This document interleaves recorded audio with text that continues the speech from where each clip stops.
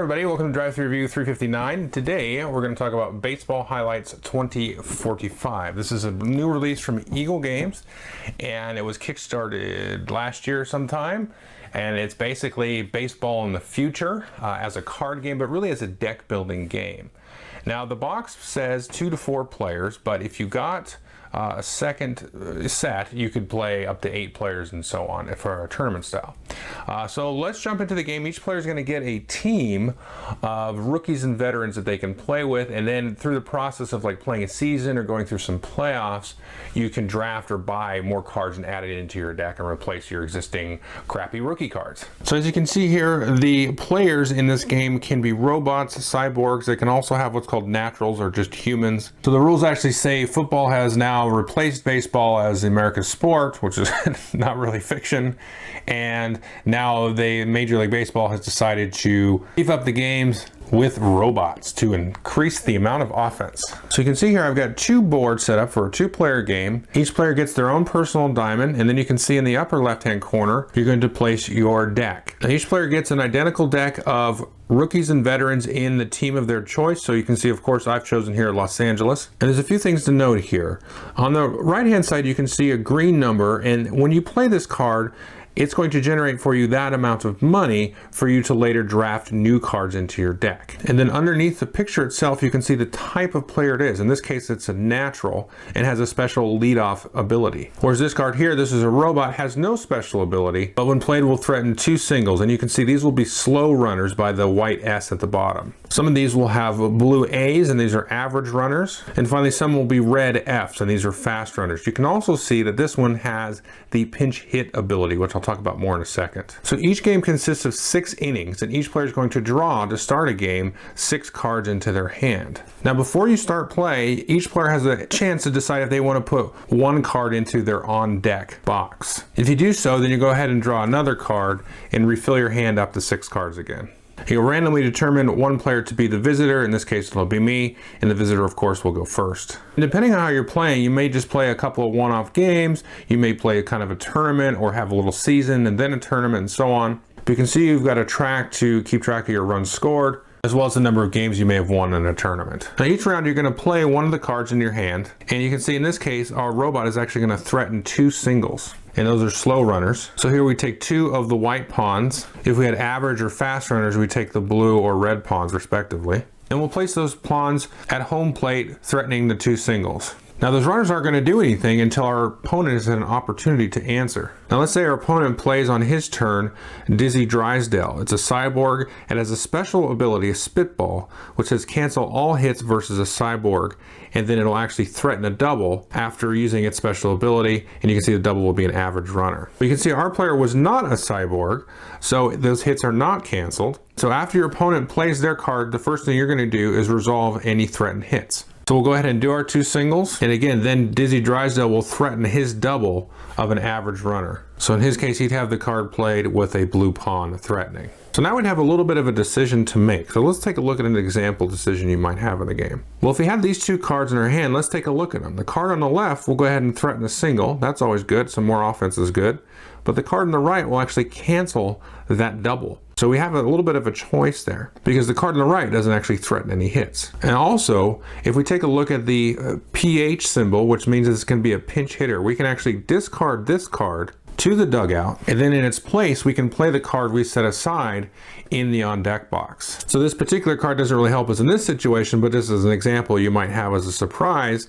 This is a stolen base, advance all average and fast runners 1 base, and then again threaten 2 singles. So you might have a little surprise cooked up that you would then play in lieu of the pinch hitter. So that's all you're basically going to do is you're going to play 6 rounds of cards. I play a card, threaten some hits. You play a card in response. Maybe you have a response, maybe you don't. I'll then resolve my hits, and then you'll take a look at your card and see what hits you threaten, and then I'll play a card in a response. So you go back and forth, you have 6 times. Now, the visitor has the opportunity to flip a card from their on deck or the top of their deck in response to the home player's last round, because they'll have no cards left in their hand, and the home player may be threatened, you know, some special thing that's going to give them the lead or something. So you have a sort of a last ditch effort to combat that. So let's take a look at the different base runners. Well, the slow base runners are just that, slow. They're going to move the number of spaces indicated by whatever the given hit is. So if somebody hits a single and it's going to push that runner, then they're just going to move one space. If somebody hits a double or a triple, they're just going to move that number of spaces, and then you fill in everybody else behind them. Now, if we take a look at the blue runners, the average runners, they're the same, but if they're in second base or third base, then they're going to score on a single. So they got that nice lead at second or third, and they're able to get the RBI for the guy that came in just behind them. Now, the fast runners themselves are very interesting. They're always going to run +1, whatever the hit is. So let's take a look. Here we've got a double. Let's say this double actually resolved, and we've got this situation on the board with an average runner at third and a fast runner at first. Well, the average runner, of course, is going to score because they're at third and it's a double anyway. But the fast runner would technically move 2 spaces because it's a double, but since they're fast, they actually get a bonus, and this will push them home, and then they'll score. So that is pretty much the game. You guys are going to play cards, resolve the base running, resolve any special abilities, keeping in mind the differences for all the runners, and you can see all the rules are actually on this one side of the player aid. On the back side of the player aid are some of the immediate actions that we've seen, like clutch and lead off and so on.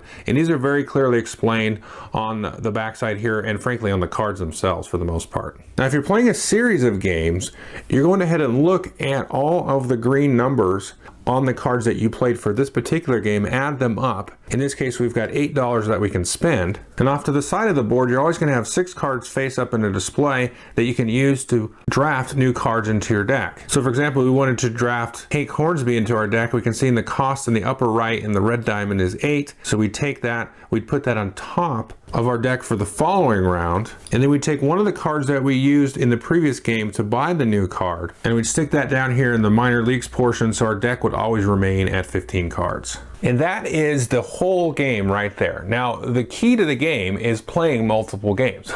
So if you just play it once with your standard deck, you're not really going to do much. You're just going to kind of hit the ball back and forth, and it's a little just kind of luck based, and whoever gets kind of the best cards or who kind of sneakily plays the right card is going to get the win, and that's it. You don't really have any cool special abilities or cool combos or anything that you can pull off.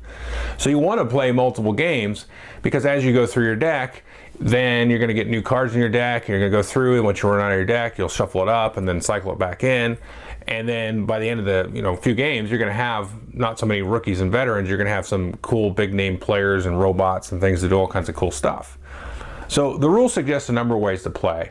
The basic way to play that I would suggest, probably once you played a game or two, is go ahead and sort of like deal yourself 6 cards, look at the money generated, take turns buying cards, and then do it 2 more times. So basically have like 3 sort of buy rounds and generate a little bit of random money, and then put those cards in kind of as if you had just played a game but not really kept track of who won.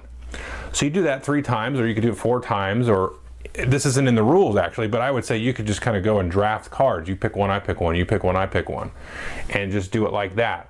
Or maybe alternate who picks first or whatever. So you could just kind of draft the team straight up, so you've got a bunch of big hitters right out of the gate.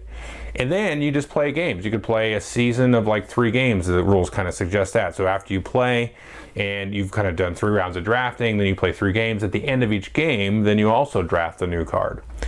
And then at that point, you've technically sort of played like 6 games, and you should have a good deck of, about half good guys and half sort of rookies and veterans. And then you play a World Series. That's where you keep track of the number of wins that you have. And then during the World Series, you don't draft any new cards. So you have now your deck, and you kind of know what your opponent has, and they kind of know what you have. And you say, oh, he hasn't played Dizzy Drysdale yet, or Joe Mays or whatever, so he's coming up, or he played that last game, and I don't have to worry about it. So there's some metagaming and sort of outthinking involved. And you've got the whole on deck stuff, which is a really cool, interesting thing to, okay, I got this in my back pocket. If he gets a big lead on me, I can, or threatens a big lead, I can take this and cancel all his hits or turn them into walks or all kinds of cool stuff like that. I really, really, really, really like this game. I haven't played a lot of sports games, sports board games. Probably the best one I've played is probably Blood Bowl or Dread Bowl. I actually like Dread Bowl a little better, which is basically like rugby, but with futuristic stuff. This is kind of like futuristic baseball. This one is really cool. You don't really get the whole thing of like playing a real game of baseball, but you get the whole thing of like managing a team. And it kind of weeds out all of those, like the boring parts of the 3-hour baseball game. I mean, I don't find it boring, but a lot of people do. And you just kind of have those big moments like, oh, the big double play or the big, grand slam or those kinds of things. And you get sort of that idea of the manager of a baseball game making those kind of fine-tuned choices and kind of setting themselves up for the best place to win, substituting certain players, pinch hitting, and all those kind of supposedly crucial decisions that happen. Now I think, well, this is kind of apart from the review, I think the managers are held to account too much and get too much credit when this happens, because it's really a player's game, in my opinion. That's a whole other conversation, but baseball. But I like that, but it kind of adds that aspect to it. It doesn't always work out, kind of like in real baseball. Oh, let's send in a replacement for Kershaw. Oh, they're going to hit 8 runs on him anyway. Can you tell I'm a Dodger fan? So you have those kind of moments, and so that's the real baseball feel of it. It doesn't feel like you're batting or pitching, but it feels like you're managing a season and so on. Now you can buy multiple copies of this, and you can get 16 players in a game, and you kind of do round robin through pools, and then have elimination and playoffs and all. That would be awesome, I think. So, and by the end of that, you play several games, your deck's probably just going to be full of like named guys and robots and things. So that'll be very interesting. So I really recommend this. I've got a couple of the little mini expansions that are available. I ordered the other ones the other day, so I'm going to be getting those. There's a lot of room in the box for a lot of extra things, so hopefully it's something they keep expanding on. There's a coaches deck and stuff. I haven't even looked at this, frankly, but these are going to give you different special abilities and things. So there's a lot of room, I think, to customize this. Maybe add new mechanics here and there, sparingly probably, but really cool, nice components. You do get pieces for 4 players for 4 boards in the base game, and plenty of stuff, and I really enjoy it. So if you're a baseball fan at all, I would highly recommend this game. If you don't like baseball, it's hard for me to recommend it, because I don't know why you'd be interested at all in the first place. But that aside, it's kind of cool, interesting deck building thing, but the baseball theme is really what is, at stake here. And I think if you like baseball at all, this is a no-brainer. If you don't like baseball, again, I don't know, grain of salt with the rest of that. But anyway, definitely take a look at it. Thanks.